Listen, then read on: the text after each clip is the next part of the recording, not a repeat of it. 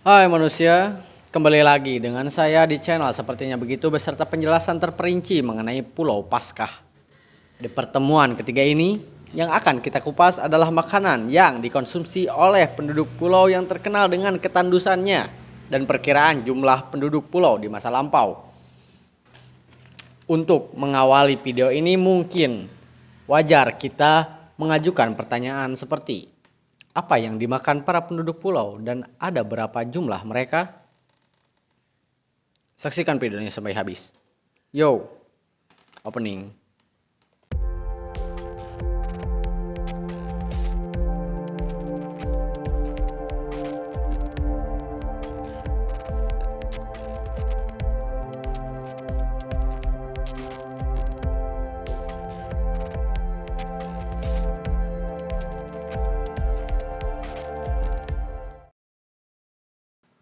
Ketika orang-orang Eropa tiba, penduduk Pulau Paskah bertahan hidup terutama sebagai petani.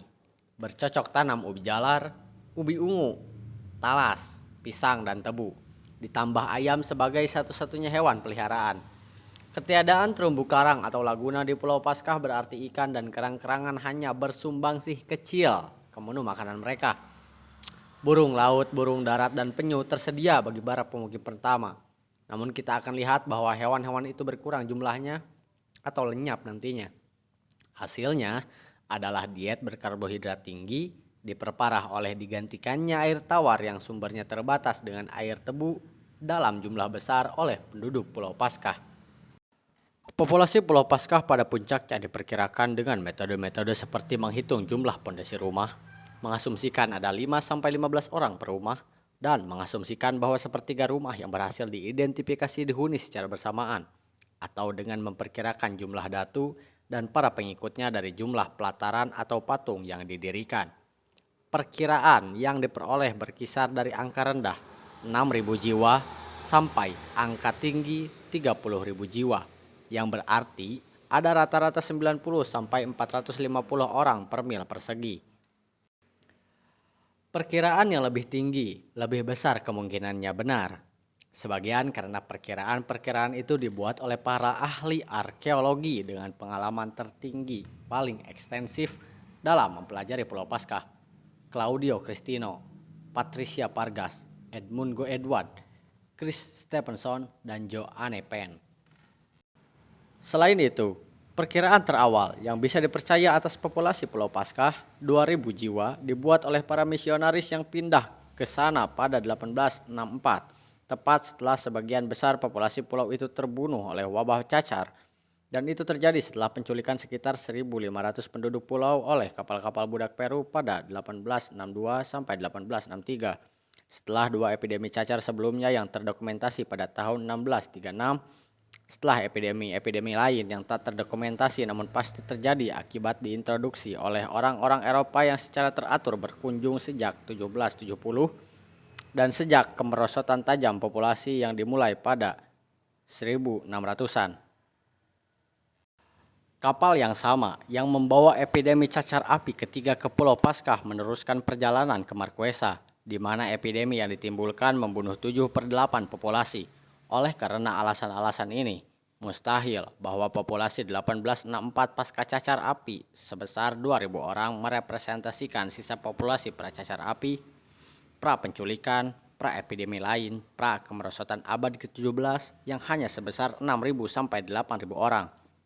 Bukti agrikultur intensif prasejarah di Pulau Paskah dan berpikir perkiraan tinggi Claudio dan Edmungo sebesar 15.000 jiwa atau lebih tidaklah mengejutkan. Ada beberapa bukti intensifikasi agrikultur. Satu jenis terdiri atas lubang-lubang yang dikelilingi batu berdiameter 1,5 sampai 2,5 meter dan bisa sedalam 1,2 meter, yang digunakan sebagai lubang kompos untuk menanam tanaman pangan dan juga barangkali sebagai lubang fermentasi sayuran. Jenis lain bukti tersebut adalah sepasang bendungan batu yang dibangun melintasi dasar anak sungai musiman yang mengaliri lereng tenggara Gunung Terepaka, yang digunakan untuk mengalihkan air ke pelataran-pelataran batu luas. Sistem pengalihan air itu menyerupai sistem produksi talas beririgasi di tempat-tempat lain di Pulau Paskah. Bukti lebih lanjut untuk intensifikasi agrikultur adalah banyaknya kandang ayam dari batu, sebagian besar dengan panjang 6 meter, lebar 3 meter, dan tinggi 1,8 meter. Dengan pintu masuk kecil di dekat tanah untuk ayam berlari keluar masuk, dan dengan halaman berpagar dinding batu di sebelahnya guna mencegah ayam yang berharga kabur dan dicuri. Kandang-kandang itu mendominasi sebagian besar bentang alam dekat pesisir, sebab kini kandang ayam prasejarah dari batu itu totalnya 1233 jauh lebih mencolok daripada rumah-rumah manusia prasejarah yang hanya memiliki pondasi atau patio batu tanpa dinding batu. Namun, metode paling tersebar luas yang diadaptasi untuk meningkatkan hasil agrikultur melibatkan berbagai penggunaan batuan lava yang dipelajari oleh ahli arkeologi Chris Stephenson. Batu-batu besar ditumpuk sebagai penahan angin untuk melindungi tumbuhan agar tidak kering akibat angin Pulau Paskah yang kerap bertiup kencang. Batu-batu yang agak kecil ditumpuk untuk menciptakan kebun di atas tanah atau dalam ceruk, untuk bertanam pisang dan juga untuk menyemai biji yang akan ditanam setelah tumbuh lebih besar.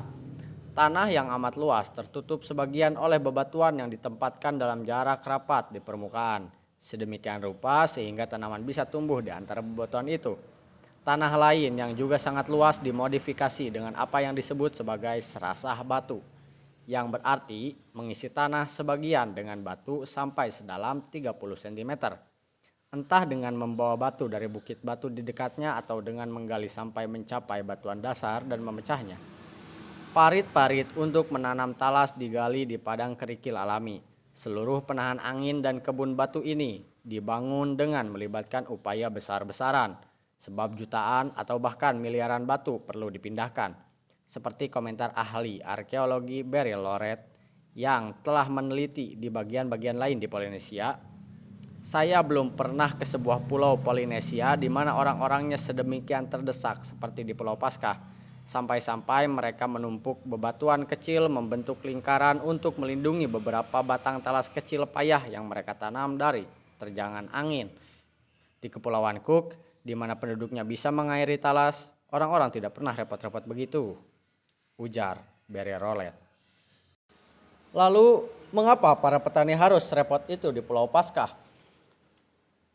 Jawabannya berkaitan dengan iklim Pulau Paskah yang berangin, kering, dan dingin seperti yang telah dijelaskan.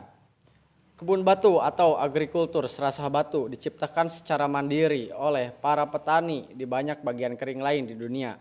Misalnya gurun Negev di Israel, gurun-gurun barat daya Amerika Serikat, dan bagian-bagian kering Peru, Cina, Italia zaman Romawi, dan Selandia Baru zaman Maori.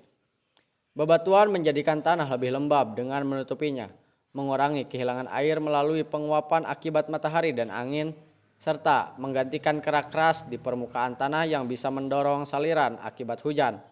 Bebatuan mengurangi fluktuasi suhu tanah siang malam dengan menyerap panas surya saat siang dan melepaskannya saat malam. Bebatuan melindungi tanah dari erosi akibat tetesan hujan deras. Bebatuan gelap di tanah berwarna lebih terang menghangatkan tanah dengan menyerap lebih banyak panas surya. Dan bebatuan juga bisa berperan sebagai pil pupuk yang melepaskan unsur hara perlahan-lahan, karena mengandung berbagai mineral yang lama-kelamaan tergelontor ke tanah.